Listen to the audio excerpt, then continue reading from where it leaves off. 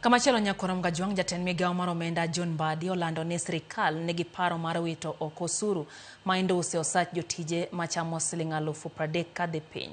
Mbadi owacho ni osuru no motesi ni PAYE kata pay as you earn owinjore gol oko ne Jokenya ma kwan gi ok tin $1.5 machamo osara ma kamano.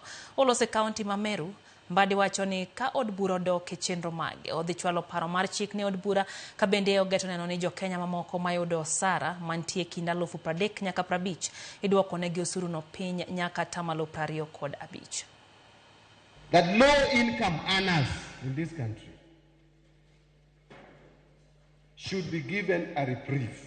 We have agreed with His Excellency the President. He has directed me to take to Parliament a proposal. I'm not even waiting for finance bill to come in June. 1.5 million Kenyans are earning 30,000 shillings and below. 30,000. So we have said government should come for my money and leave the person who is earning 30,000 alone. Anyone who is earning 30,000 and below in Kenya should not pay as you earn. And then there's the next bracket. We are reducing the tax rate for those who are earning between 30,000 and 50,000. 33,000 going up, you pay 30%. We are reducing that also, that bracket between 30,000 and 50,000.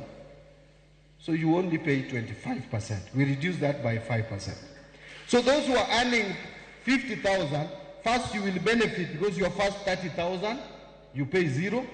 Then the next 20,000, you pay 25%. We are trying to put some money in your pocket.